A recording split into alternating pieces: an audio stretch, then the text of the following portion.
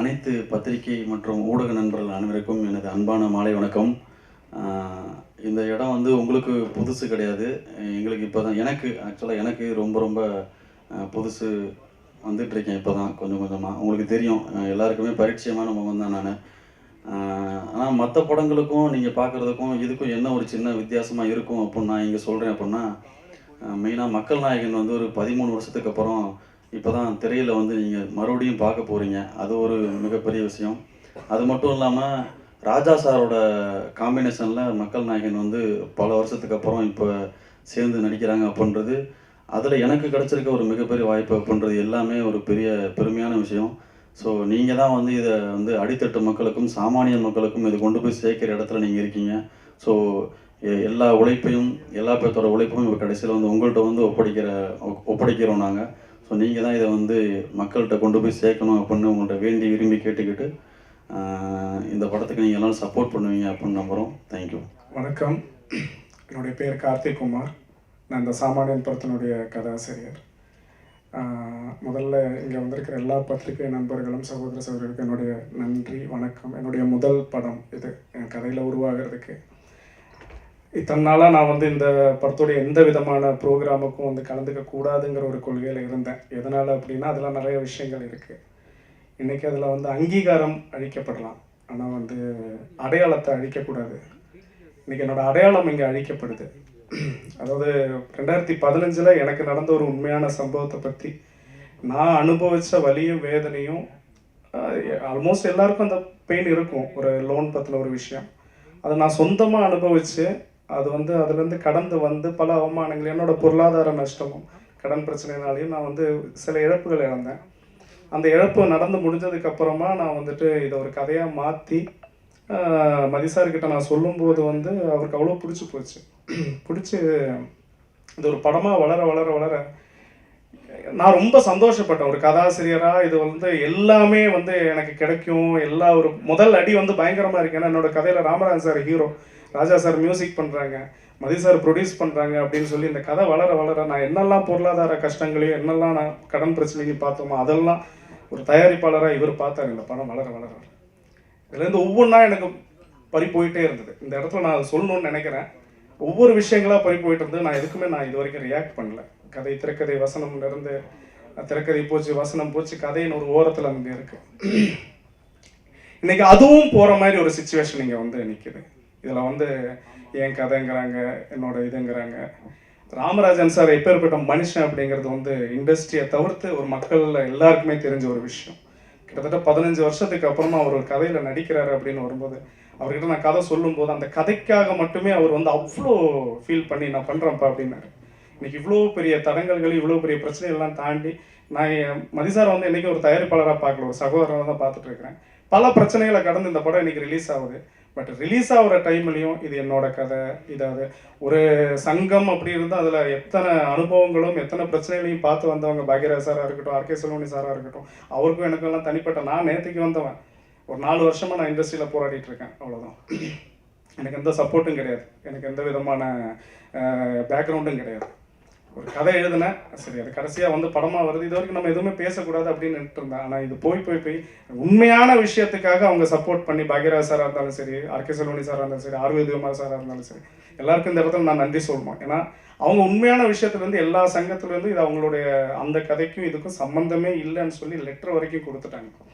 இதில் இந்த லெட்டரில் எல்லா சங்கத்துடைய கையெழுத்தும் இருக்குது, இதில் எல்லா சங்கத்துடைய பதில்களும் இருக்குது. இதில் வந்து எல்லாமே இதில் வந்து அந்த கதைக்கு இதுக்கும் சம்மந்தம் இல்லைன்னு சொல்லியாச்சு. அது இல்லாமல் இந்த கதையில் நான் வந்து சில கதாபாத்திரங்கள், ராமராஜன் சாருடைய கதாபாத்திரத்துக்கு பேர் வந்து சங்கரநாராயணன், அது என்னோட தாத்தாவுடைய பேர், என் அப்பாவுடைய பேர். இந்த படத்தில் வர சரஸ்வதி நிலையம் அப்படிங்கிற அந்த ஒரு வீடு வந்துட்டு 2014 நான் வாங்கின வீட்டோட பேர். சரஸ்வதிங்கிறது என்னோட பாட்டியோட பேர். இதில் வரக்கூடிய ஒரு சில கதாபாத்திரங்கள் எல்லாம் வந்துட்டு அதில் ஒரு வினோத் நடிச்சிருப்பாங்க, அதில் என் தம்பி ராஜசேகரோட கேரக்டர் தான் வந்து பண்ணிடுவேன். இப்படி பார்த்து எழுதி அங்கீகாரங்கள் மறுக்கப்பட்டது, நிறைய இடத்துல அவமானங்கள். இந்த படத்தால் நான் இழப்புதல் தான் செஞ்சுட்டு இருக்கிறேன்னு தவிர நான் எந்த விதமான ஒரு நல்ல விஷயமும் சந்திக்கலை. சரி ஓகே கடந்து போகலாம் அப்படின்னு சொல்லிட்டு நான் இதே ராமராஜன் சாரை வச்சு ஒரு படமும் ஸ்டார்ட் பண்ணேன்.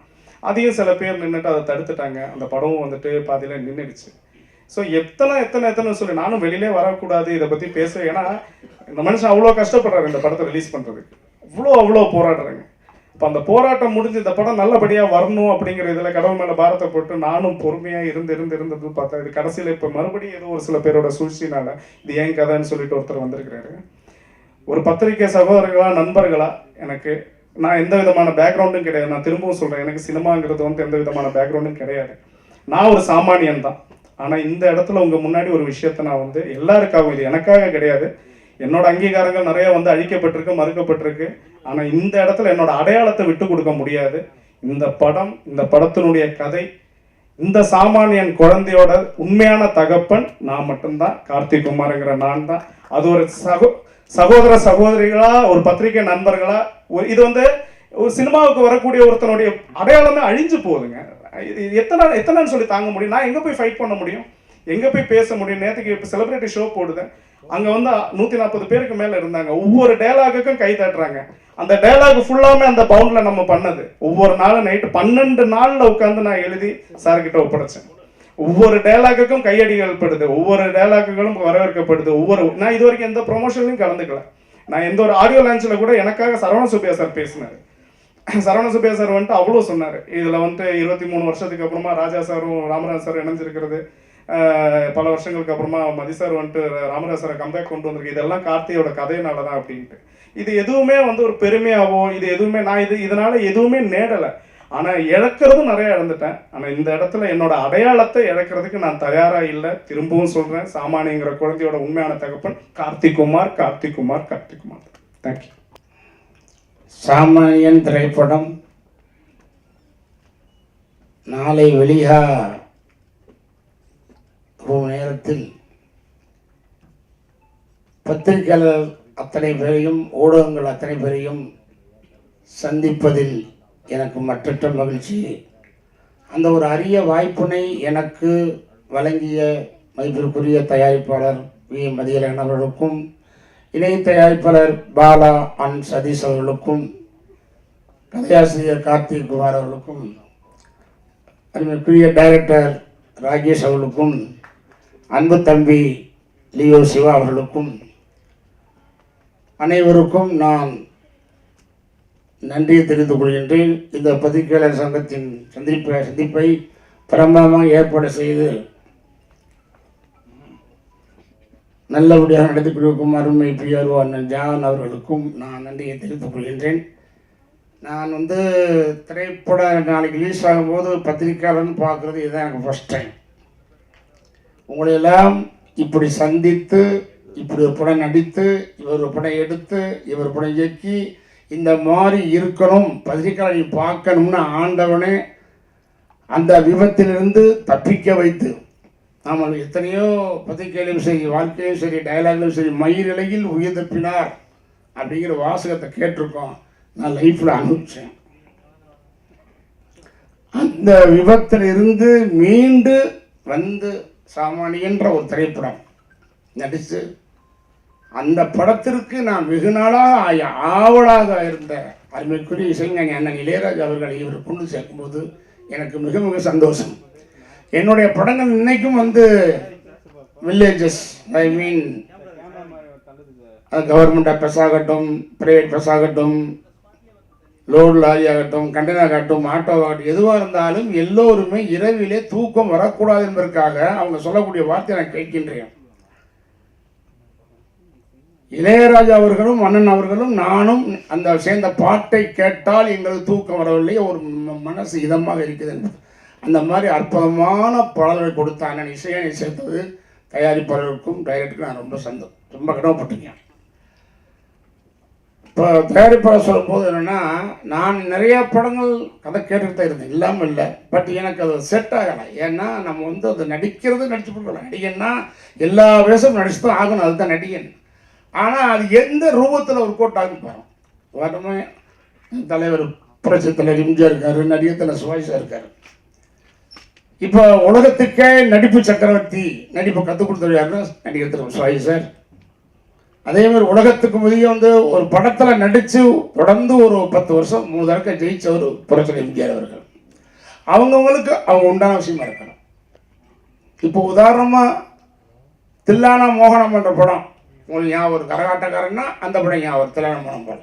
தில்லானா மோகனம்பால் படத்தில் புரட்சித் தலைவர் எம்ஜிஆர் அவர்களும் 1000 ஒருவன் படத்தில் இதில் சிவாஜி சார் நடிச்சிருந்தாலும் எப்படி இருக்கும்? மேட்ச் ஆக ஒரு தடவை வந்து டிஸ்ட்ரிபியூட்டராக வந்து சொன்னாங்க நான் தலைவர் எம்ஜிஆர்கிட்ட, என்ன தலைவரே நீங்கள் இப்படி நடிச்சுக்கிட்டு இருக்கீங்க, நல்லா சிவாஜி சார் நல்ல கெப்பாசிட்டி நடிங்க அப்படின்னா சொன்னோன்னா தலைவர் யோசிச்சிருக்காரு எம்ஜிஆர், அப்படியா ட்ரை பண்ணுவோம். சிவாஜி சார்கிட்ட போய் அவங்க டிஸ்ட்ரிபியூட்டரில் என்ன நீங்கள் எல்லா படத்தையும் பரவாமல் ஆக்ட் பண்ணுறீங்க, ஆனால் தலைவர் எம்ஜிஆர் மாதிரி கேப்சர் பண்ணுன்னு சொல்லியிருக்காரு. சிவாஜி சார் சரின்னு இருக்காரு. அதுக்காக 2 பேரும் ட்ரை பண்ணும்போது அந்த 2 பேர் படத்துக்கு டைரக்ஷன் வந்து ராமண்ணா சார். அந்த படம் புரட்சி தலைவர் ஆக்ட் பண்ண படம் பாசம், ராமண்ணா டைரக்ஷன். அதில் தலைவர் கிளிமாஸ் இறந்துருவார், படம் போகல. தங்கச்சுரகம் படம் சிவாஜி சார் ஆக்ட் பண்ணார், அது தலைவர் பாட்டு பாடி அந்த மாதிரிலாம் பண்ணும்போது அதுவும் டைரக்ஷன் ராமண்ணா. தங்கச்சுரகம் போகலை. ஸோ புரட்சி தலைவர் எம்ஜிஆர் மாதிரி சிவாஜி சார் ஆக்ட் பண்ணும்போது மக்கள் ஏற்றுக்கல, சிவாஜி சார் மாதிரி புரட்சி தலைவர் எம்ஜிஆர் இப்போ ஏற்றுக்கல. இது நான் சொல்கிறது பல வருஷத்துக்கு முன்னாங்க. அப்போ அந்த டிஸ்ட்ரிபியூட்லாம் ஓடியா சொன்னாங்கன்னா சிவாஜி சார்கிட்ட, அண்ணா நீங்களாவே நடிங்கண்ணா, அது உங்களுக்கு அதுதான் கரெக்டு. தலைவர்கிட்ட போய் தலைவா நீங்கள் உங்களுக்கு மட்டும் தான் கரெக்ட் சொன்னாங்களா, இதை நான் கேள்விப்பட வேண்டும். அதனால் எந்த விஷயத்தில் நான் நடித்தா என்னை ஏற்றுக்குருவாங்களோ ஒத்துக்குறவங்களோ அப்படித்தான் நான் ஆரம்பத்துலேருந்து வந்திருக்கேன். நான் நடித்து கார் வாங்கணும், பங்களா வாங்கணும், ஆடி கார் வாங்கணும், ஆவணி கார் வாங்கணும், அதெல்லாம் நோக்கம் அல்ல. ஆரம்பத்திலே கதையை கேட்ப பிடிக்கணும், எனக்கு நடிக்கணும், என்னுடைய வேஷம் பிடிக்கணும்னா தொடர்ந்து வந்த படங்கள் எல்லாமே எனக்கு வந்து நான் போய் அவங்கள வந்து ப்ரோக்ராம் கூப்பிடல, இப்படி வாங்க கதை பண்ணுங்க, அதுவாகவே வந்த படங்கள் எல்லாமே. அது நம்ம ஒரு நல்ல ஒரு உண்மையிலே முதல் படம் என்னுடைய குருநாதர் இயக்குனர் அழகப்பன் சார் அவர் இல்லைனாலும் என்னை ஹீரோவாக உருவாக்குறது அவர். அந்த பட தயாரிப்பாளர் சிவராமதாசன் திருச்செந்தூர் இருக்கிறாரு, இன்னொரு தயாரிப்பாளர் ராவஞ்சன் சார் அவரை வரைஞ்சிட்டாரு, இன்னொரு தயாரிப்பாளர் நாகராஜ் அவர்கள், எனக்கு நான் மறக்க மாட்டேன். ஆனால் திருப்பி அதுலேருந்து படிப்படியாக வளர்ந்து எவ்வளவோ படங்கள் நடித்து பாருங்கள். ராமராஜன் அப்படின்றத பற்றி இண்டஸ்ட்ரியில் ஒன்லி 4 வருஷம் தான் என்னுடைய திரைப்பயணம், ஒன்லி 4 இயர்ஸ். 86 நவம்பர் 28 படம் நம்ம ஊர் ரிலீஸு, 87, 88, 89, 90 ஒன்லி 4 வருஷமே பீக்கில் இருந்த ராமராஜன் இன்னைக்கு வரைக்கும் மக்கள் மனசுல நினைச்சிருக்காங்கன்னா அதுக்கு அருமைக்குரிய அண்ணன் இசைஞானியோடைய அமைத்த பாட்டு வந்து தான் இன்று மக்கள் மத்தியில் ஓடிக்கொண்டிருக்கிறார். என்னை ஞாபகப்படுத்திக்கிட்டு இருக்கு. கிராமத்து மக்களையும் சாதாரண ஏழை எளிய மக்களையும் சராசரி மக்களையும் அன்புக்குரிய வியாபார பெருமகள் மக்களையும் உழைக்கும் வர்க்கத்தையும் போய் அந்த வரிகள் போய் டச் பண்ணி இன்னைக்கு ராமராஜன் பேசுறாங்க. எத்தனையோ கதையை கேட்டாலும் இந்த படம் வந்து கதை வந்து சொல்ல வந்தாங்க. டேட்டாகி சார்களும் மதி சார்களும் பாலா சதீஷ் கார்த்தி வந்தாங்க. நான் நிறையா படம் கேட்பேன். இவங்க வரும்போது சரி எல்லாரும் சொல்லுவாங்க, ஒருத்தர் வந்தார் நீ இன்றோட என்ட்ரி ஆகிக்க அப்படின்னு. அப்போயே மனசுக்குள்ள ஓகே முடிஞ்சு வச்சு நீ வர முடியாது அவ்வளோதான். ஏன்னா இன்றைக்கி மன்றங்கள் வந்து நீங்கள் பார்த்தீங்கன்னா இது உள்ள இல்லை வேலை செய்யலாம், நீங்கள் வேணால் டெஸ்ட் பண்ணி பாருங்கள் எப்பவுமே கேளுங்க. அவ்வளவு ஒரு இன்னைக்கு ஆச்சரியமான விஷயம். எனக்கே கண் கலங்கு. 12 வருஷத்துக்கு அப்புறமும் என் ரசிகர்கள் இன்னைக்கு எனக்கு பிறகானா கிரேட் கிரேட். இந்த ரசிகர்கள் ஒத்துக்கணும். அதனால் அந்த முதல்ல அந்த கதையுடைய அமைப்பை பார்ப்பேன். என்னடா அது எதாவது நடிச்ச முடிச்சுக்குங்க நிற்கலாம் காசை வாங்கி போட்டு. ஏதாவது ஒரு தாய் வந்து ஐயோ என் பிள்ளை இப்படி போய் நடிச்சிருச்சு, இதுக்கு வீட்டிலே இருந்துக்கலாம் அந்த பையன் அப்படின்ட்டு கூடாது. பரவாயில்லப்பா இப்போ நடித்தா நல்லா நடிச்சிருக்கான் பையனா. என்னுடைய படங்கள் வந்தால் இதெல்லாம் இருக்காது, இதை எதிர்பார்த்து வர்றோன்னு நான் ஏமாற்றக்கூடாது. அவங்க எத்தனையோ கதையை பண்ணாலும் அவங்க கதை சொல்லும்போது நான் உன்னிப்பாக கவனித்தேன். இதை நான் பண்ணலாம் போது முதல்ல ஒரு 5 நிமிஷம் கேட்டோடனே முடிவு பண்ணிட்டேன். ஓகே ஒரு மாதிரி போகுது அப்படின்னால நம்முடைய கேரக்டர் தன்மையும் கட்டக்கூடாது, அதே மாதிரி நம்ம பழசு டைப்பாக போயிடக்கூடாது. இந்த ஜென்ரேஷன் மட்டும் இல்லை, போன ஜென்ரேஷன் இல்லை, நாளைக்கு ஜென்ரேஷன் மாறிச்சு. ஜென்ரேஷன் மாறிச்சு சொல்கிறத தவிர ரேஷன் கடையில் இன்னைக்கு கூட்டம் அப்படி தான் இருக்குது. அதான் எந்த ஜென்ரேஷனுக்கு போகிற மாதிரி டைரக்ட் பண்ணியிருக்காரு, தயாரிப்படுத்துக்காரு. கதை எப்படி கதை சொல்லி முடிச்சோன்னா நான் இன்ட்ரோல் வந்து சொன்னாங்க. நான் கதை முடிஞ்சு சார் கேட்டேன். இல்லை சார் இதுதான் இன்ட்ரோன்னாங்க.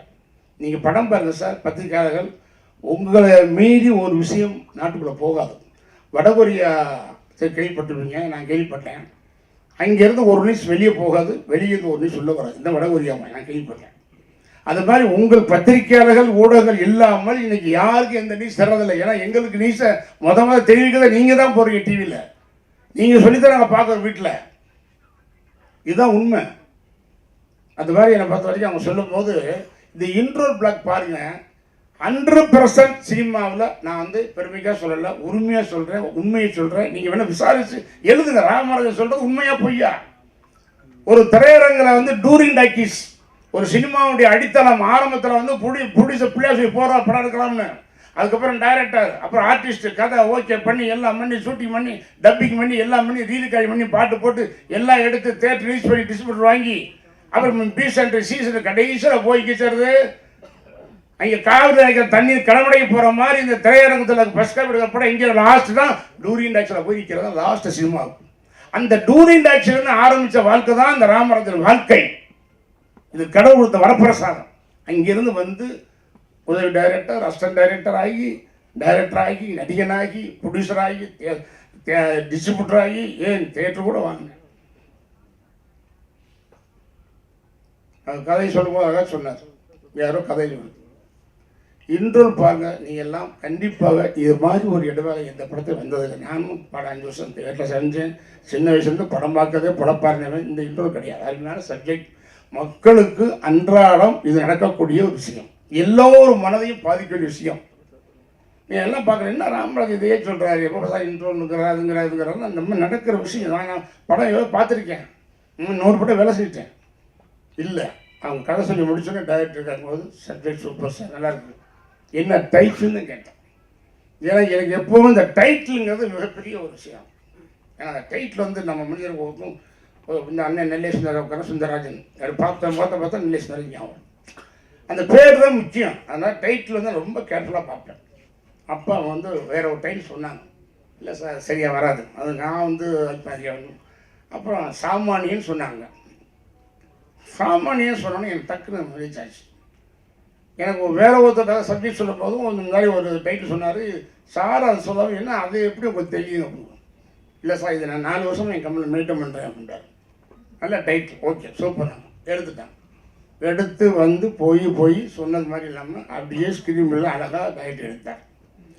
இந்த படத்தினுடைய கதையை வந்து ரயில் இன்ஜின் டைரக்டர், அந்த ரயிலில் first AC, second AC, third AC, second class, ஹேண்டிகிராஃப்ட்னு ஒரு பொட்டி, லேடிஸ்க்கு பொட்டி, அண்டர்சர் பொட்டி மாதிரி எல்லா பொட்டியும் இணைச்சு அழகாக இழுத்து கொண்டு ஒரு படமாக கொண்டு கொடுத்துறாரு ராகேஸ்வரர். அவன் பாராட்டுறேன்.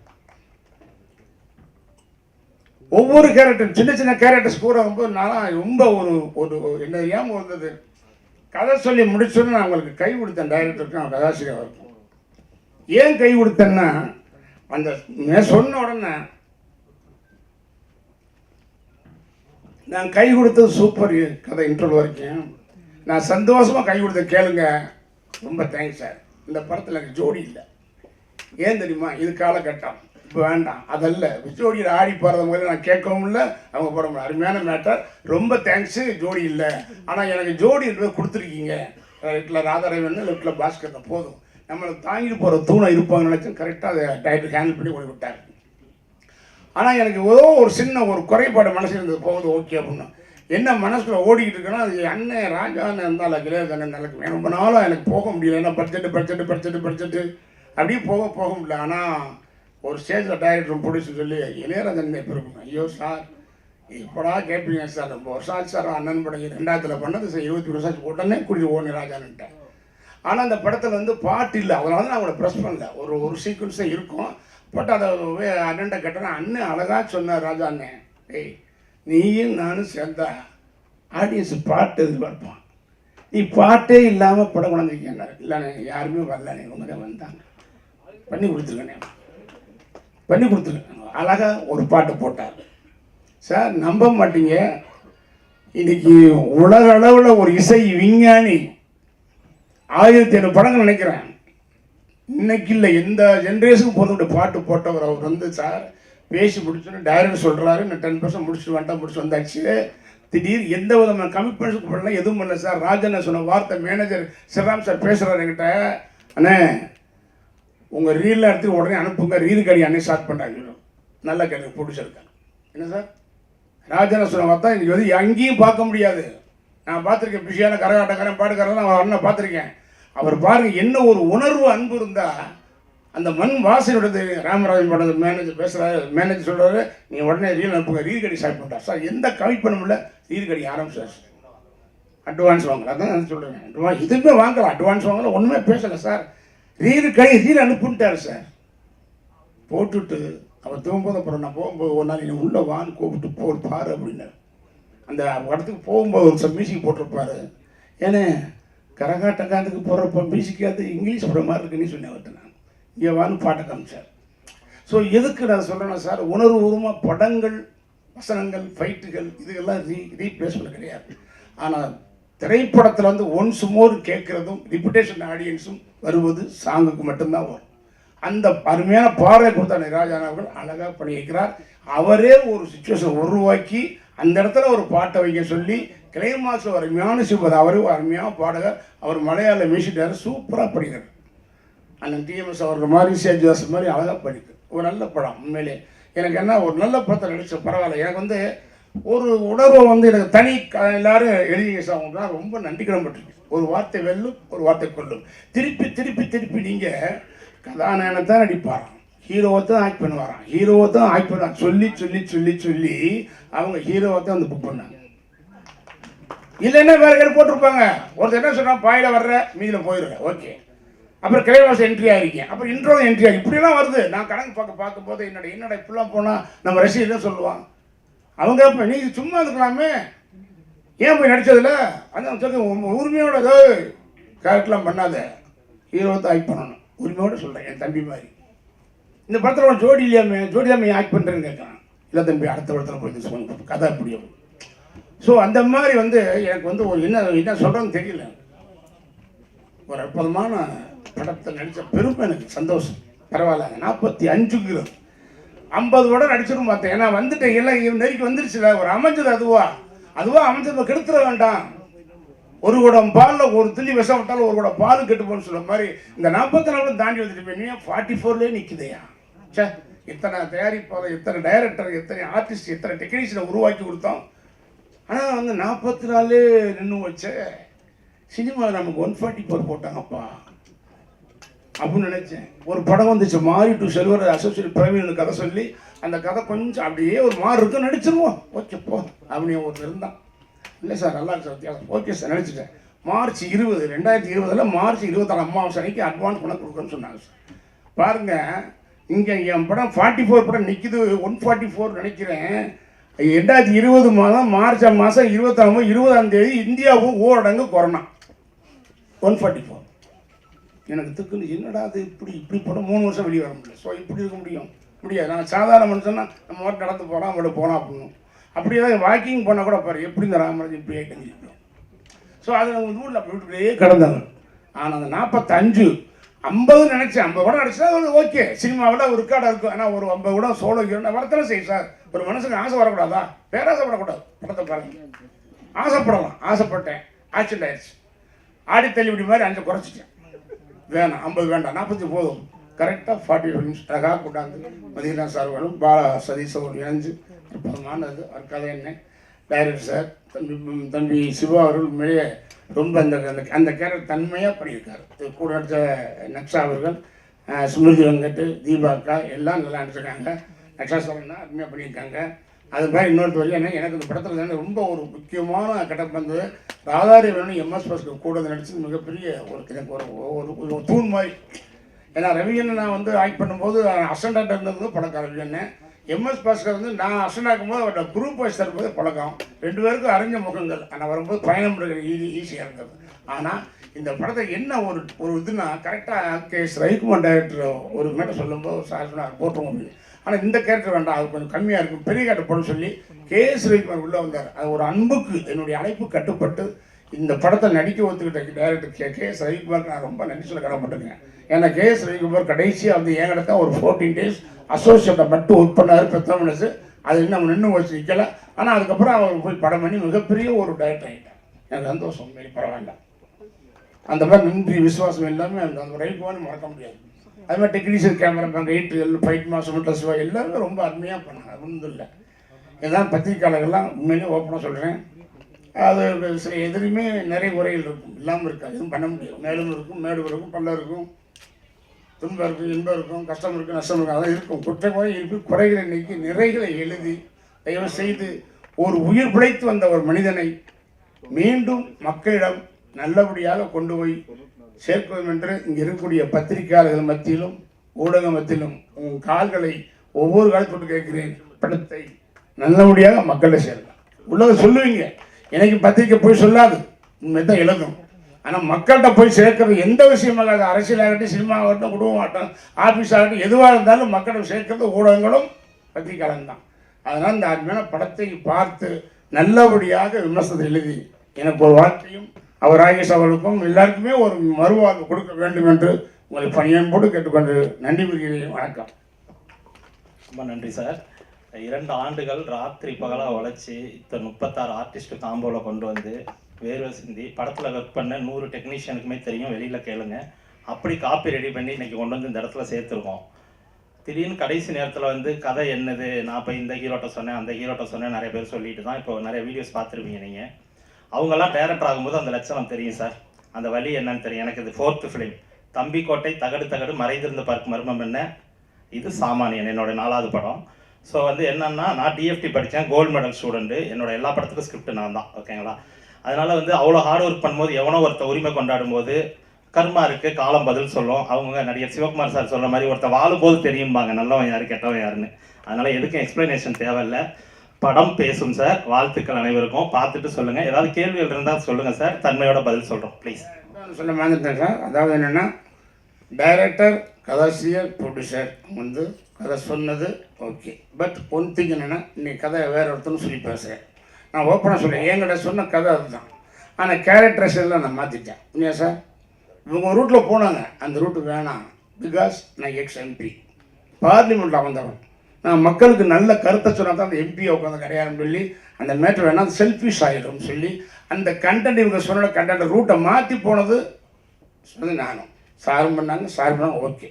இன்னொன்று, கடனால பிரச்சனைனா டெய்லி தான் பேப்பர் பார்க்குறோமே, பேங்க் டார்ச்சரில் வந்து இந்த மாதிரி பண்ண பார்க்குறோம்ல, அது கதை சொல்ல முடியுமா? ஏன் இன்னைக்கு நான் நடனா நாட்டி தேட்டர் 3 தேட்டர் வாங்கினேன். நான் அட்வான்ஸாக 22 ஃபேஸ் போட்டுருந்தேன், என் கேட்டாங்க போட்டேன். பட் என்ன அப்படின்னா அவங்க பிடிக்கிட்டாங்க. அதுக்கு ஏன் கதை சொல்ல முடியுமா?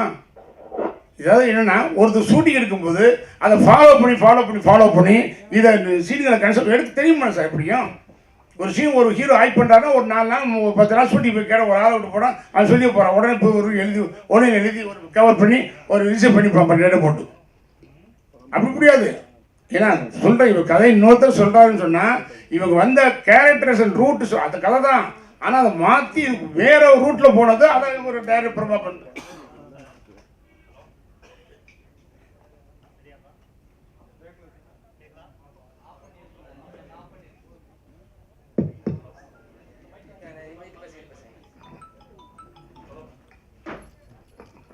நல்லா கேட்குதா அண்ணா? அதாவதுண்ணா, இங்கே எல்லாருக்குமே ஒரு லோன் இருக்கும்ண்ணா. கை தூக்க சொன்னால் ஏதோ ஒரு விதத்தில் தூக்கும். யாராவது கடன் இல்லாதவங்கள கை தூக்க சொன்னால் 1-2 பேர் தூக்குவோம், அவ்வளோதான். நான் எல்லாருக்குள்ளேயும் இருக்கிற வாழ்க்கையில் இருக்க ஒரு சின்ன லைன் தான் இது.